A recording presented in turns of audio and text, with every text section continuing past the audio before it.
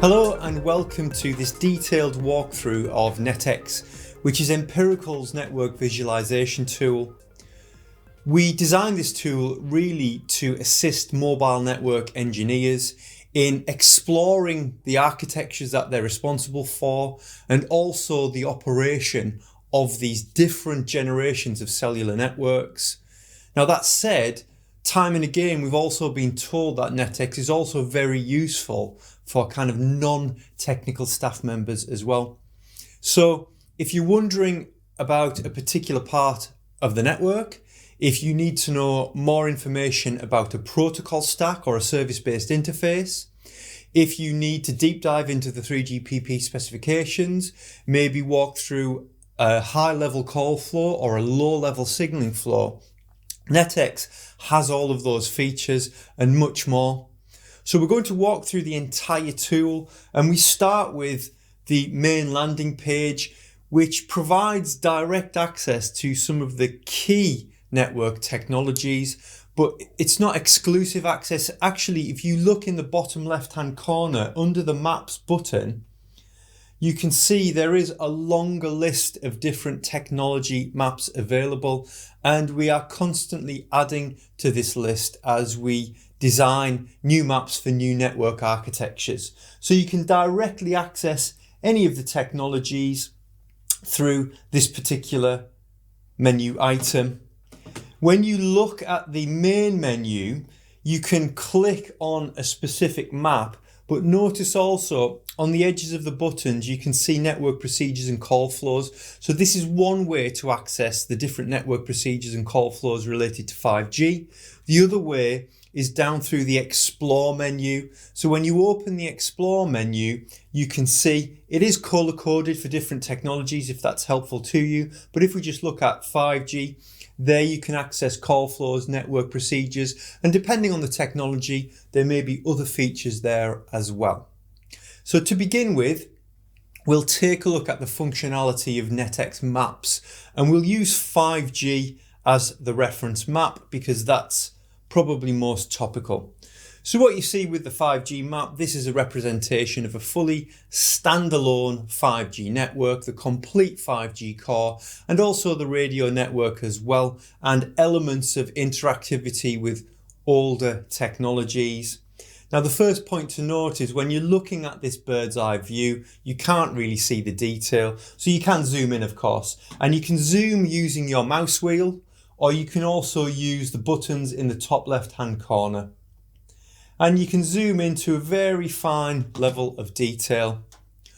So without clicking anything on the map, just by moving the mouse and hovering over a particular network function, this is going to automatically identify all of the different connectivity that that network function has to other elements of the network. So if we put the SMF central to the screen there, we can zoom in a little bit more. So I just hovered over the SMF. I can click away and get rid of that. If I hover back, it will kind of get the coloring back in place. And I can actually right click. So by right clicking there, I've locked that network function in place. So I can still move around the map and navigate as appropriate. So you can get a really good visualization of the kind of connectivity. Obviously, this is reference points. And remember, the 5G core network is peculiar in that we're using service-based interfaces, which is slightly different.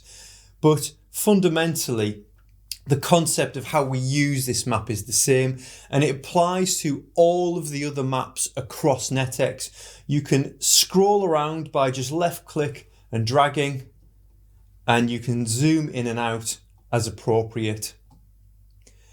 So that gives you your kind of high level view. If you are interested in a particular interface or reference point, it works the same way. So you can hover over, you can right click, and you can lock it in place.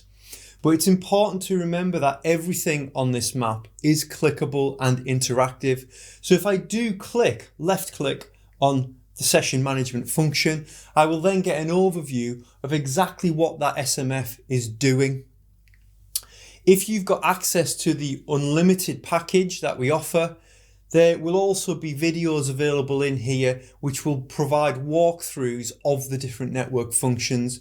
So it depends on your level of access as to exactly what you see when you do click on these network functions. There's also information about the service-based architecture, as you can see here as well. And in the case of 5G's SMF, then the NSMF service-based interface is available to explore. So you can actually click on that and just dig down and get more and more information till you get to the point where you get direct links to the 3GPP specifications, and this is across the entire map. And we've also got information on certain operations to do with this particular API. So we can do that with a network function. We can also do it with all of the interfaces. So all of the reference points, all of the service-based interfaces. So if we click on N4, for example, this is a protocol-based reference point. So that was a left click. And first of all, you can see whether or not it's a control plane or a user plane or both. And when you click, you can get an indication of exactly what that protocol stack looks like. You can click again to get detail on a specific protocol. And once again, we've got access to the 3GPP specifications. And depending on where you click, you will also find examples of different messages related to these protocols as well. Remember, as I've already said, if you do have access to the unlimited package, then there could be videos on here as well, which are also available for you to view. Now, it is a very large map and it can be difficult to find what you're looking for. So there is a search function on this map as well. So if you click in the search bar, let's type in AMF as an example. And we've got two options here. We can look at the AMF itself, or we can look at the AMF's service-based interface. If we do click on AMF, then what it's going to do is highlight the instances of the AMF on the map. So it's very easy to find what you're looking for, and it applies also to any reference points that you may be looking for as well. So if we close that down and just get the map back to how it was, there is also a mini map. And the mini map's useful. Earlier on I was zoomed into quite high levels of detail on the SMF, and you can see that by using the mini map in the top right hand corner, you can actually retain focus on where you are in that actual architecture. So as we move around the map, then our point of focus in the mini map is going to change, as you can see. If I just zoom back out again, just in terms of other functionality on our map, I guess the last thing to point out is if you look towards the edges of the map, we generally represent connectivity to other architectures. So here you can see all of the connectivity to 4G, for example. Now, using the edge of the map, if we click on the 4G network here, what it's actually going to do is slide us across to the 4G architecture. So there are different ways you can navigate around our map system as well. So essentially, that's the maps. By the way, if you do want to change the perspective of the map, if you hold right click and then move your mouse, it does actually change the perspective. Now we use that when we narrate call flows. It doesn't necessarily have any technical relevance. However, it might just allow you to just look at things from a slightly different perspective to what's best to suit you. However, if you put it into a perspective that you don't particularly like, you can just click the refresh in the top left-hand corner and it will just reset the map to the normal view. So that is our map system, and remember that under the maps button in the bottom left-hand corner, there's a whole host of different maps that you can access. If you do have suggestions for new maps, please do feel free to contact us and we can look at integrating those into the product. We've got other features of NetX that are very important to walk through as well, and largely we'll be accessing these through the Explore menu. So first of all, we'll consider call flows.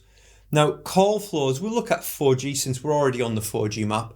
Call flows are a high-level view of largely call scenarios, but there are some other scenarios that are walked through as well. So when we click on call flows, you can see here, first of all, we've got a 4G network registration, and then we look at some calls. So we've got kind of VoLTE to GSM, which is 4G to 2G, all the way through to VoLTE to VoLTE, which is 4G to 4G.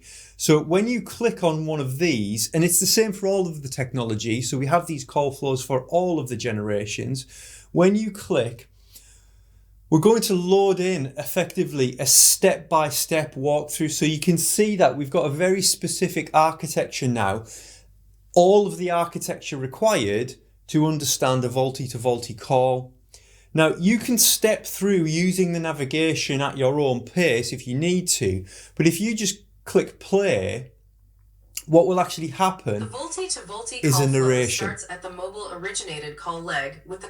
So I've just paused that because obviously we don't want that talking in the background, but essentially it will walk you through all of the different stages of, in this case, a 4G to 4G call. So there's captions on there as well to assist you. But if we just leave that running, essentially the map will navigate through and the transcript will be narrated on a step-by-step basis. And what will actually happen is it will walk you through at a high level the network elements that would be involved. So I'm just going to manually click through here. So we've got the network elements that would need to be used. And if we click all the way through, first of all, it's the signaling flow, and then it will talk to you about the actual path of the voice in the case of any kind of voice related call establishment. So there's lots and lots of different call flows to give you a high level 15-20 minute overview of how a call might take place.